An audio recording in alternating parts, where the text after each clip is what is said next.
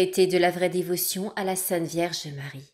Strophes 144 à 146. Cette dévotion nous procure les bons offices de la Sainte Vierge. Strophe 144. Troisième motif.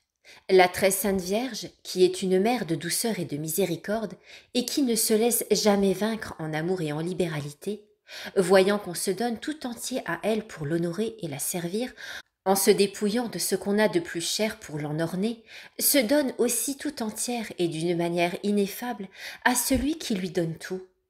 Elle le fait s'engloutir dans l'abîme de ses grâces. Elle l'orne de ses mérites. Elle l'appuie de sa puissance.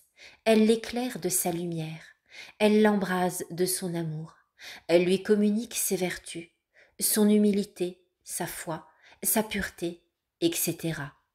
Elle se rend sa caution, son supplément et son tout envers Jésus. Enfin, comme cette personne consacrée est toute à Marie, Marie est aussi toute à elle, en sorte qu'on peut dire de ce parfait serviteur et enfant de Marie ce que saint Jean l'évangéliste dit de lui-même, qu'il a pris la très sainte Vierge pour tous ses biens. Voilà ta mère.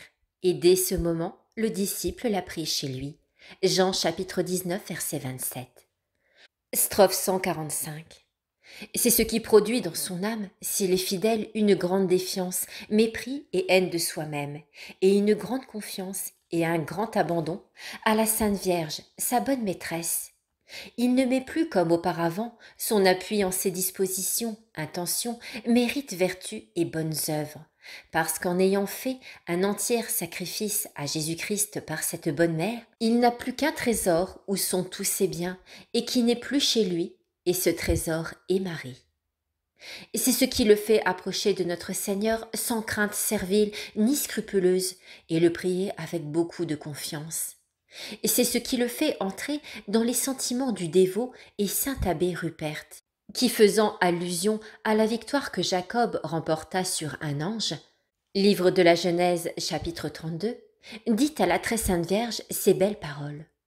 Ô Marie, ma princesse et mère immaculée d'un Dieu homme, Jésus-Christ, je désire lutter avec cet homme, savoir le Verbe divin, armé non pas de mes propres mérites, mais des vôtres.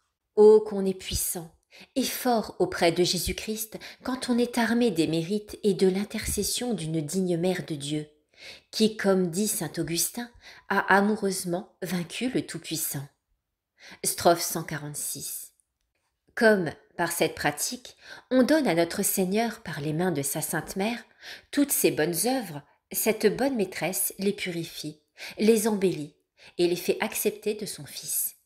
Premièrement, elle les purifie de toute la souillure de l'amour-propre et de la tâche imperceptible à la créature qui se glisse insensiblement dans les meilleures actions.